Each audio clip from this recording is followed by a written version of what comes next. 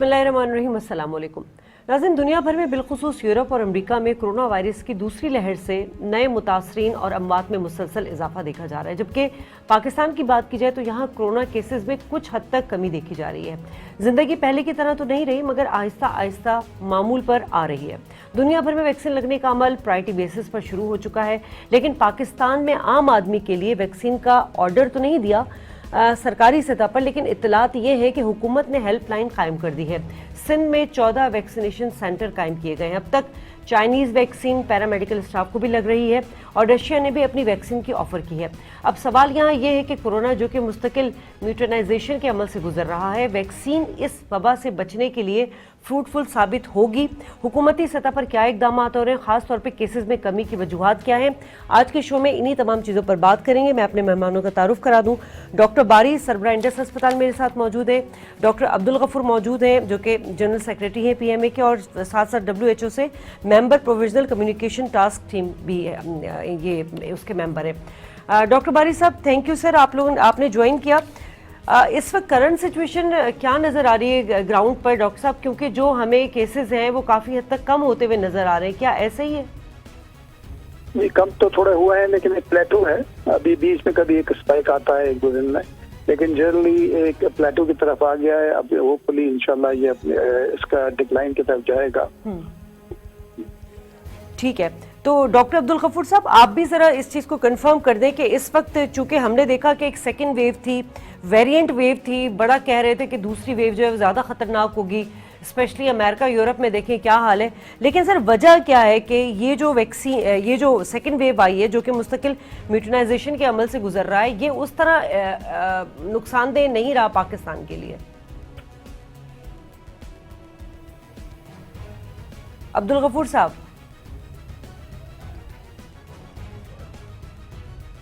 अच्छा, उनकी लाइन हमारी ड्रॉप हो गई है।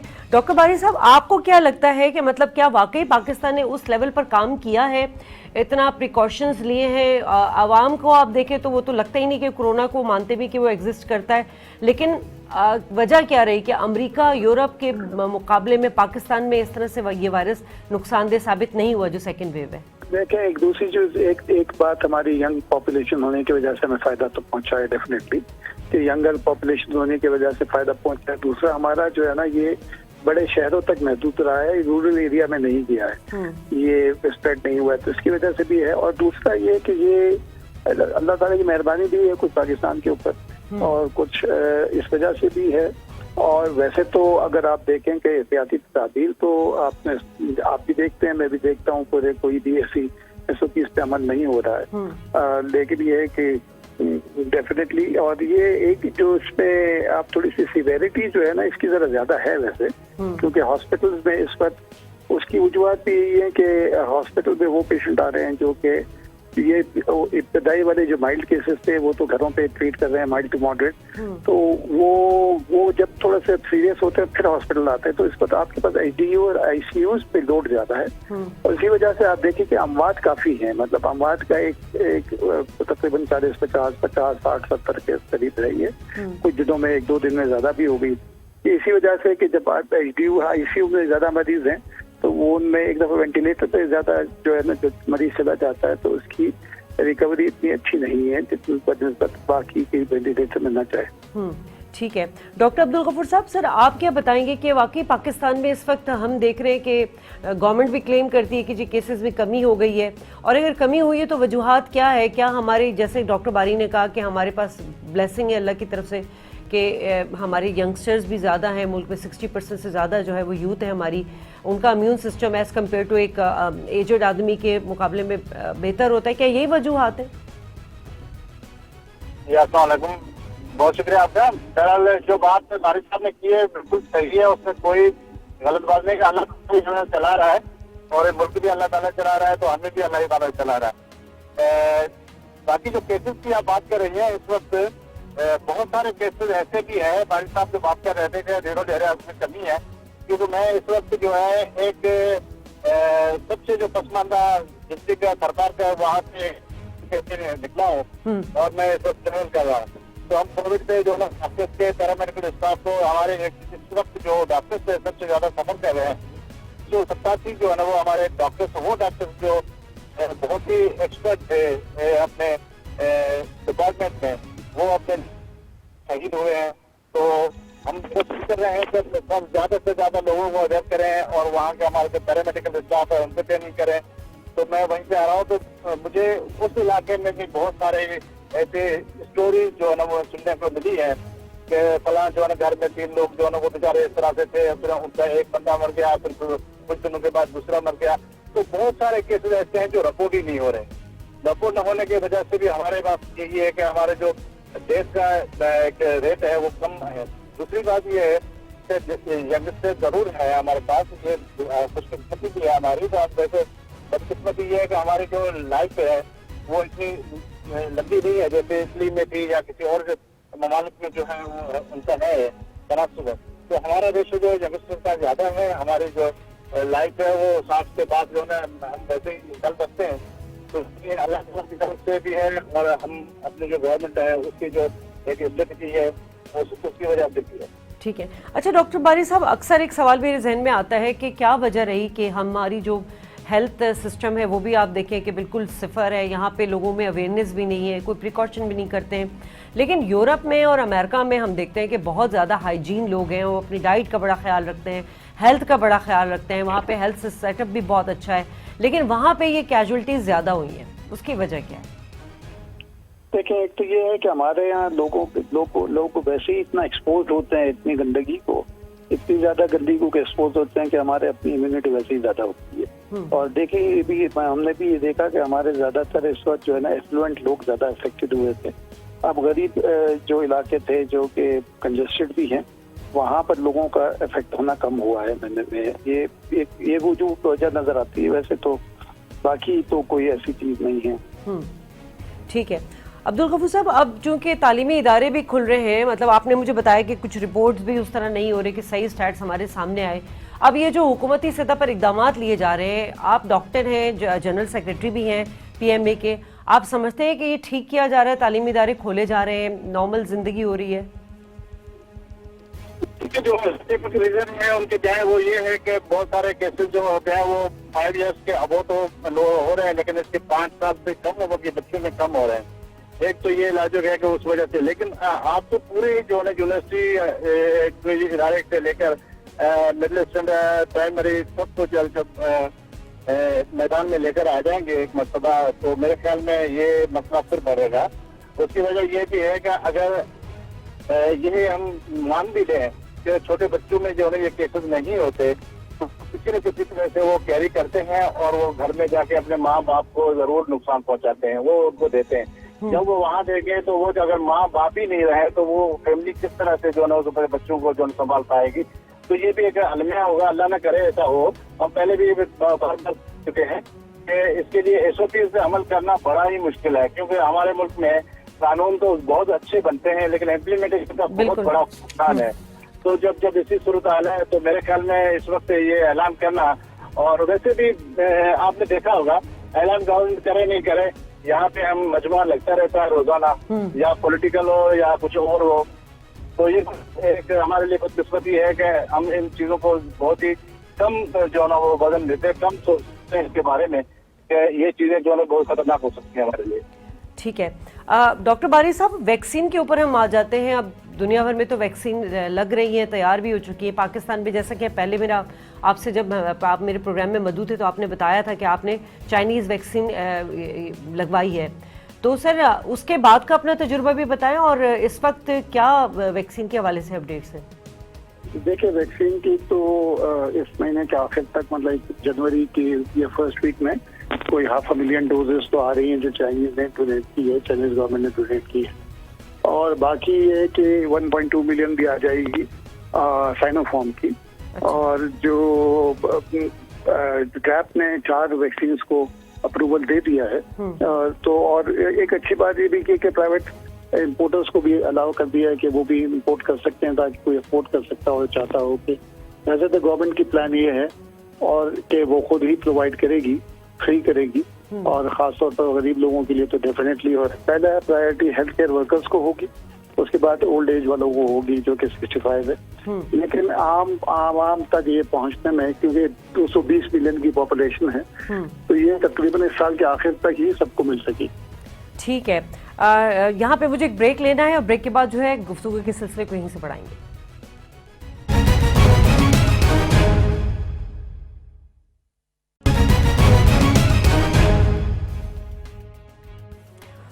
वेलकम बैक नाज़रीन। डॉक्टर बारी साहब, अब ये जो हुकूमत ने जो हेल्पलाइन का कायम किया है, वैक्सीन तो अभी आएगी नहीं, तो ये हेल्पलाइन कायम करने का मकसद आप क्या समझते हैं, क्या है? देखिए, ये अच्छी बात है कि आपने देखा सिर्फ हेल्पलाइन ही नहीं, आपने देखा कि जी जैसे सिंध में भी 14 सेंटर्स बना दिए गए हैं वैक्सीनेशन की तैयारियां। देखें, आपको ये चीजें पहले से तैयारी करनी पड़ती है ताकि आपके पास डेटा जमा हो जाए, ताकि फिर इसको एग्जीक्यूशन आसान हो। पहले चीज आए, फिर उसके बाद आप प्लानिंग करें, तो ये प्री प्लान करना अच्छी बात है, ताकि आपके पास डेटा हो, ताकि आपको पता हो कि कहाँ रखना है और उनको फिर उसी हिसाब से उसकी शेड्यूलिंग की जाए। तो इट्स अ गुड मूव, ये इसीलिए किया गया है। ठीक है, डॉक्टर कैसर सज्जाद ने इस वक्त हमें ज्वाइन कर लिया है। बहुत शुक्रिया डॉक्टर कैसर। सर, हम बात करें इस वक्त कोरोना की जो ताज़ा सूरत हाल है, जो वैक्सीन आ रही है, अब आपको पता होगा कि सिंध में 14 जो है सेंटर भी कायम कर दिए गए हैं, हेल्पलाइन का कायम भी हो गया है। इस इनिशिएटिव को आप किस तरह देख रहे हैं हुकूमत लेवल पर? जी, बिस्मिल्लाहिर्रहमानिर्रहीम, बहुत शुक्रिया आपका। देखिए, एक अच्छी बात है कि वैक्सीन अभी आई नहीं है, अभी लोगों को लगना नहीं शुरू हुआ है, लेकिन सिंध गवर्नमेंट ने बहुत अच्छा इक़दाम किया है कि वो अपने वैक्सीनेशन सेंटर्स बनाने शुरू कर दिया है। इन्होंने अपना करना शुरू कर दिया, और यही बहुत अच्छी बात होती है कि जब वैक्सीन आएगा उसके बाद सारी चीजें करनी होंगी। मैं समझता हूँ कि एक कॉम्प्रिहेंसिव लिस्ट भी बना दिया जाए हेल्थ केयर वर्कर्स की, और उसके बाद जो अबव 60 के लोग हैं जो कि कोमॉर्बिड हैं, जो कि मुख्तलिफ बीमारियों में मुब्तला है, शुगर, ब्लड प्रेशर या कैंसर या दिल के मरीज हैं, तो उनकी भी लिस्ट बना ली जाए। पूरी तैयारी होनी चाहिए, क्योंकि ये एक बहुत इम्पोर्टेंट अचीवमेंट होगी और बहुत ही अच्छी बात होगी कि वैक्सीन कोविड-19 की हमारे पास आ जाएगी, तो बहुत बड़ी बात होगी। और जो सबसे ज्यादा अच्छी बात होगी कि जब हमारे लोगों को लगना शुरू हो जाएगा। लेकिन इसमें सबसे इम्पोर्टेंट बात मैं ये करना चाहता हूँ कि देखिए, लोग जो है तकरीबन मैं समझता हूँ कि 50% से ज्यादा लोग कोरोना को तो मानते ही नहीं। वो कहते हैं सब ये बकवास है, ये तो कॉन्स्पिरेसी है। तो वो लोग ये कोरोना के वैक्सीन की तरफ नहीं जाएंगे। जो बाकी बचेंगे 50 या 40% लोग, वो कोशिश करेंगे हार्ड। उनमें से कुछ लोग ऐसे होंगे कि जी मिल गया तो ठीक है। कुछ परसेंट ऐसे ही हैं, जो 20-30% ऐसे लोग हैं जो कि वैक्सीन का शिद्दत से इंतजार कर रहे हैं।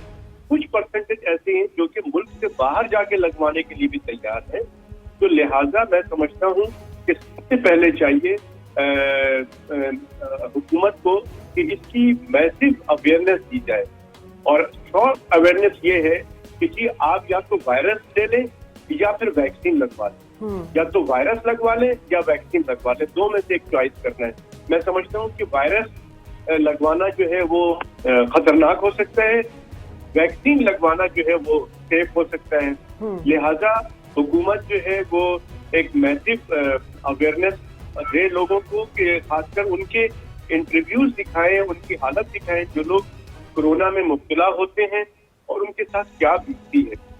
और उनका भी इंटरव्यू या उनके भी ख्यालात शो कराए, जो कि जिनके के प्यारे दुलारे दुनिया से चले गए कोविड में मुब्तला होके। लिहाजा मैं समझता हूँ कोविड एक हकीकत है, और हम बार बार ये कहते रहे, हुकूमत भी कह रही है कि SOPs को फॉलो किया जाए, लेकिन अनफॉर्चुनेटली पाकिस्तान में कहीं हमें SOPs फॉलो करने में लोग नजर नहीं आ रहे। खासकर मार्केटों में आप कहीं भी चले जाएं, शादी हॉल चले जाएं, और बहुत मुख्तलिफ जगहों पे जहाँ लोगों की गैदरिंग होती है, शायद ही एक आदमी मास्क लगाए हुए होगा, और वो बहुत ही उसको लोग बुरा समझते हैं। ठीक है, डॉक्टर बारी साहब, बड़ी अच्छी बात की कैसर सज्जाद ने।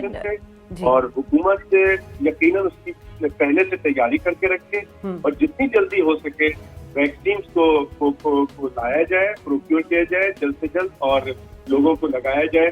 अभी तक मैं समझता हूँ कि हेल्थ केयर वर्कर्स को नहीं पता है। मुझे अभी कुछ लोग काफी फोन कर रहे हैं, मुझे भी नहीं पता कि मेरा नाम उस लिस्ट में है कि नहीं है, लिस्ट में बन रही है। मुझे बहुत सारे लोगों ने फोन किया है कि कल गवर्नमेंट ने ऐलान किया कि 1166 पे कॉन्टेक्ट करके अपना शनाख्ती कार्ड और जो भी है डायरेक्शन वो करें। तो लोग जब ये करते हैं तो उसमें मैसेज आता है कि जी अभी हमने रजिस्ट्रेशन शुरू नहीं की है। तो ये खराब बात है। मैं समझता हूँ कि प्रॉपर गाइडलाइन होनी चाहिए ताकि जो हेल्थ केयर वर्कर्स हैं उनको फौरी तौर पर लगाया जाए ताकि ये फ्रंट लाइन सोल्जर्स जो हैं उनको आप सेव कर सकें। ठीक है, बड़ी अच्छी बात की डॉक्टर कैसर ने कि हम उन लोगों को किस तरह कन्विंस करेंगे जो मानते ही नहीं कि कोरोना है। डॉक्टर बारी। नहीं, बड़ी अच्छी बात है। दोस्तों से एक बात ये भी है, देखिए ये SOPs पे अमल वैक्सीन लगाने के बाद भी किया जाएगा, क्योंकि कोई भी वैक्सीन का जो एफिकेसी है ना 100% नहीं है। अब उसमें भी कुछ किसी की 90% है, किसी की 70% है।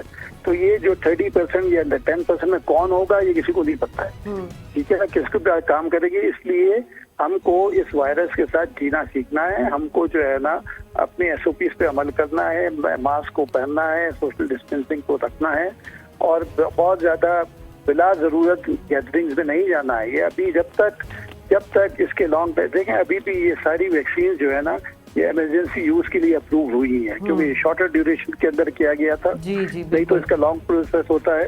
तो इसका लॉन्ग टर्म इफेक्ट तो हमको बाद में पता लगेगा, जबकि लोगों को लग जाएगा। उन पे खुदा न खास्ता किसी पे अनटूवर्ड रिएक्शन आया तो वो पता लगेगा। तो फिर कौन सी वैक्सीन चलेगी, कितने अरसे तक प्रोटेक्शन देगी, महीनों की देगी, साल की देगी, जिंदगी भर देगी, हमें नहीं पता।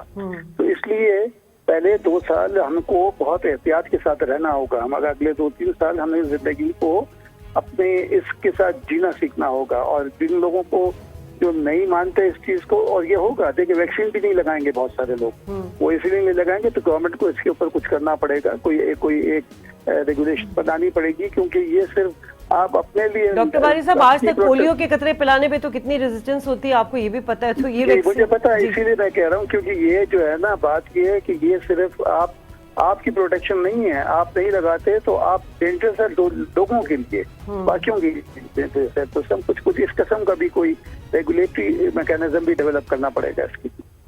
ठीक है।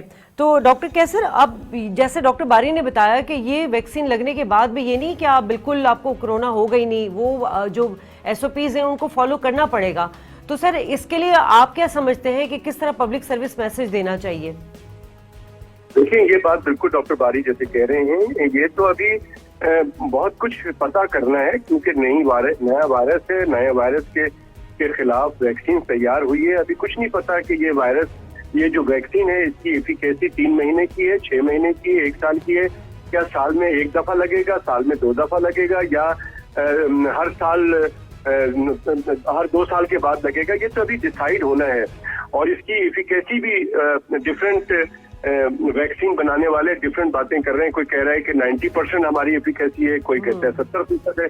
तो ये अभी टाइम के साथ साथ पता चलेगा। लेकिन एक बात जो डॉक्टर बारी ने कही वो ही बहुत इम्पोर्टेंट है कि हमें ये वायरस अब आपके यहाँ से जाएगा नहीं, ये दुनिया से तो नहीं जाएगा, और खासकर हमारे मुल्क से तो नहीं जाता इतनी जल्दी। तो हमें इसी वायरस के साथ जिंदगी गुजारना है और तमाम SOPs को फॉलो करना है। और ये बहुत इम्पोर्टेंट है लोगों को समझना कि जिनको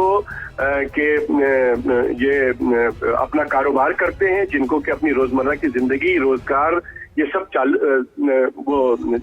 चलाना है, कंटिन्यू रखना है, तो उनको चाहिए कि वो अपनी मईशत को भी संभाले और अपने आप को भी संभाले बीमारी से, और अपने घर वालों को भी संभाले। तो यही कामयाबी है कि अपने रोजमर्रा के काम पे जाएं आप आराम से, मास्क पहन के जाएं।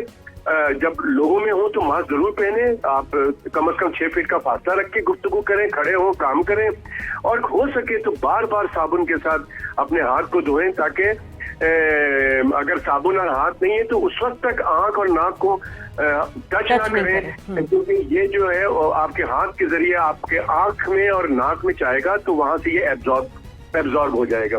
लिहाजा prevention is better than cure, हम इसी की बात करते हैं। वैक्सीन में अभी बहुत सारी बातें होनी बाकी हैं, और बहुत सारे मालूमात होनी बाकी हैं, और बहुत सारे अभी तजुर्बे होने बाकी हैं। अभी पता नहीं अभी क्या होगा, लेकिन ये जरूर है कि जो हमारा मेरे ख्याल में डॉक्टर बारी भी अग्री करेंगे कि हमारे जो यहाँ पर जो ट्रायल हुए 18,000 वॉलंटियर्स के साथ, उसका एक बहुत अच्छा जो मुझे रिपोर्ट मिल रही है कि बहुत अच्छी उसका रिजल्ट है, और हम उम्मीद करते हैं कि वो वैक्सीन अगर कामयाब होता है तो शायद बहुत फायदा पाकिस्तानी अवाम को होगा।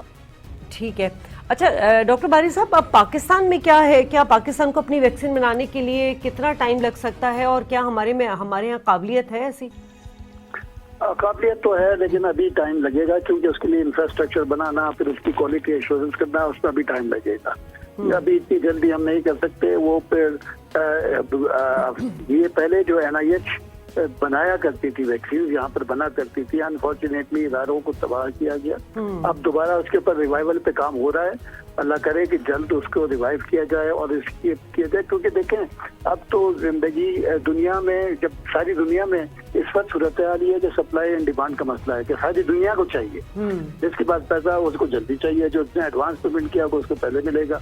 ये सारी चीजें हैं, तो इसलिए ये अब वो जंगें खत्म हो गई। अब ये जो है ना, ये इकोनॉमी की बातें हैं और ये डिजीजेस की, पेंडेमिक्स की बातें हैं। तो आपको सेल्फ सफिशिएंट होना होगा। इस पेंडेमिक में हमें ये अंदाजा हो गया, आपके पास पैसे भी थे, सब कुछ पता, विल भी थी, आप वेंटिलेटर्स नहीं मंगवा सकते थे क्योंकि वो प्रोडक्शन नहीं थी, जो जिस मुल्क को अपने लिए जरूरत थी वो देता नहीं था। तो आपको अब ये सोचना पड़ेगा, और इसमें कुछ हुई भी चीजें, जैसे PPEs डेवलप होना शुरू हो गई, कुछ वेंटिलेटर्स यहाँ बनना शुरू हो गए। अब हमको इससे सबक सीखना चाहिए, हमको हर चीज में सेल्फ सफिशिएंट होना चाहिए। ठीक है। डॉक्टर कैसर साहब, आप क्या समझते हैं, क्या पाकिस्तान में, जैसे डॉक्टर बारी ने बताया कि जी हमारे पास काबिलियत भी है, लेकिन यकीनन जो तबाही हो चुकी है, तो इस वक्त सबसे ज़्यादा जो सिक्योर वैक्सीन है वो चाइनीज़ है, क्योंकि रशिया ने भी अभी कुछ दिन पहले जो है ऑफर की है पाकिस्तान को। आप मुझसे पूछ रही हैं? जी डॉक्टर कैसर, आपसे। जी देखिए, हमारे पास तो जो गवर्नमेंट ने 3 वैक्सीन की बात की है कि इमरजेंसी के तहत लेने की, और उसमें यकीनन एक चाइनीज है और एक रशियन है और एक UK की जो वो है एस्ट्रा की, जी ऑक्सफोर्ड की, जी जेनेका वो है। तो अब देखना यही होगा कि इनमें से कौन सी वैक्सीन हमें पहले में आती है हमारे पास, और उसको किस तरह से इस्तेमाल किया जाता है, और उसकी क्या अफादियत होती है। तो यकीनन हम इंतजार करते हैं, इसमें बहुत सारे बातें हैं करने के लिए, लेकिन मैं समझता हूँ कि जितनी जल्दी हुकूमत पाकिस्तान ये जो वैक्सीन हासिल कर लेगी, उतनी जल्दी हम वो कर सकेंगे। लेकिन ये एक बात जरूर है कि देखिए, वैक्सीन जो है पे बहुत ज्यादा भरोसा मेरे ख्याल में अभी नहीं करना चाहिए हमें, क्योंकि एक जो स्टैटिस्टिक्स है दुनिया में, कुछ ममालिक में ऐसा भी है कि वैक्सीन लग गई है उनके यहाँ, और उसके बावजूद 8.6% लोग जो हैं वो कोरोना में मुब्तला हो रहे हैं, जिनको वैक्सीन लग चुका है उसके बावजूद भी। तो ये आप नहीं कह सकते कि जी जिसको वैक्सीन लग गया तो वो बिल्कुल मार्केट में वो वैसे ही घूमेगा और सब कुछ करेगा, सबसे गले मिलेगा, हाथ मिलाएगा। ऐसा होगा नहीं। और अगर ये बाद में पता लगेगा कि वैक्सीन लगा के कितने लोग बीमार हो रहे हैं, ये तो स्टैटिस्टिक्स बाद में पता चलेगी हमें, और अकॉर्डिंगली फिर उसके साथ ही फिर काम करना पड़ेगा। ठीक है। तो डॉक्टर बारी साहब, जिस तरह आपने पहले भी बात की कि हमारे पाकिस्तान में चूंकि हम लोग इतना हाइजीन भी नहीं है ना, हमारी हेल्दी डाइट है, गंदगी वगैरह बहुत ज़्यादा है, हमारा इम्यून सिस्टम तो वैसे ही एक बना हुआ है, तो ये जो वैक्सीन लगेगी हमें, तो हमारा क्लाइमेट, हमारा रहन सहन, और जो बाहर की है जैसे चाइनीज़ हो गई, रशियन हो गई, UK हो गए, उनका एनवायरनमेंट अलग है, हमारा एनवायरनमेंट अलग है। तो आपने भी वैक्सीन लगाई है, तो क्या रिएक्शन रहा आपको? देखें, ये जो हमारे जो ट्रायल जब हुए थे, कोई इंडस में भी 3,000 लगे थे, जिसमें आधे वैक्सीन थे, आधे प्लेसिबो थे। तो उसमें जो कोई ऐसा अनटुवर्ड रिएक्शन नहीं आया था। तो सिंपल हर वैक्सीन में जैसे होता है कि बदन जिस्म में दर्द होना या फीवर हो जाना, वो उस किस्म के सिम्टम्स आए थे लोगों को। तो लेकिन कोई बहुत मेजर साइड इफेक्ट नहीं था। तो होपफुली अभी जो इनिशियल रिजल्ट्स हैं वो तो उसके हिसाब से तो उम्मीद अफजा है, आगे लॉन्ग टर्म का भी पता नहीं है।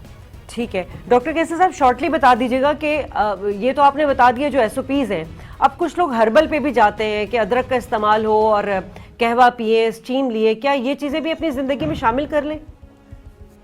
डेफिनेटली अदरक वगैरह ये यकीनन इसकी कोई साइंटिफिक वैल्यू तो होती है, जो जैसे लाइक अदरक जो है वो इम्यूनिटी बढ़ाता है। लेकिन मैं बार बार कहता हूँ कि आपको जो भी बात करता है, जो भी टोटका बताता है, जो भी ऐसी हेल्थ के टिप्स देता है, आप उसको फॉलो जरूर करें। लेकिन जो साइंटिफिक तरीके से प्रूवन है जो चीज, उसको जरूर आप फॉलो करें। ये ना हो कि सिर्फ और सिर्फ पिछले दिनों मुझे बहुत अफसोस है कि मैं बहुत से लोगों को जानता था कि वो डेंगू में इंतकाल कर गए, और वो सिर्फ और सिर्फ क्या करते रहे कि ये पत्ता और वो चीजें और वो नींबू का जूस और वही पीते रहे। उन्होंने अपना टेस्ट नहीं कराया, उनकी वजह से उनकी नाक से खून, मुंह से खून, और अल्टीमेटली उनका इंतकाल हो गया। तो खुदारा जो लोग कोविड में मुब्तला हैं, वो बहुत से लोग मुझे फोन करते हैं और मुझे अफसोस होता है कि वो कहते हैं कि पहले छूटते ही कहते हैं कि नहीं डॉक्टर साहब कोविड नहीं है, ये तो 3 दिन से बुखार हो रहा है, बस ये हो रहा है वो हो रहा है। तो मैं जब उनसे कहता हूँ कि आप ठीक है कोई टेस्ट ना कराएं, लेकिन एटलीस्ट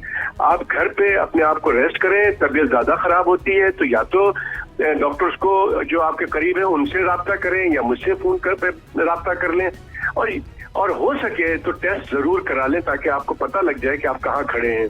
तो लिहाजा मैं समझता हूँ कि जो साइंटिफिक तरीके से प्रूवन है, आवाम को उसी को फॉलो करना चाहिए। देखिए जान है तो जहान है।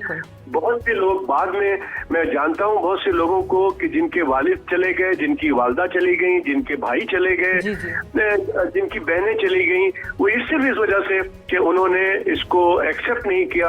और जिन लोगों ने डे 1 से एक्सेप्ट कर लिया कि ये जो बुखार है, ये जो खांसी हो रही है और ये जो लेथार्जिक मैं हो रहा हूँ, मुझे जो कमजोरी हो रही है, ये शायद कोरोना ना हो, और फौरी तौर पे घर बैठ गए हैं, अपने आप को आइसोलेट किया है, तो वो लोग काफी परेशानी के बावजूद भी बच गए हैं। लेकिन जिन लोगों को कुछ भी नहीं हो रहा है, वो कहते हैं डॉक्टर साहब हल्का बुखार है, कल तो था, आज नहीं है, फिर आज हो गया है, तो इस तरह से वो काम भी कर रहे हैं, घूम रहे हैं, उनका डिस्ट्रक्शन फेफड़े का या जिस्म के दूसरे विसराज का ज्यादा हो जाता है।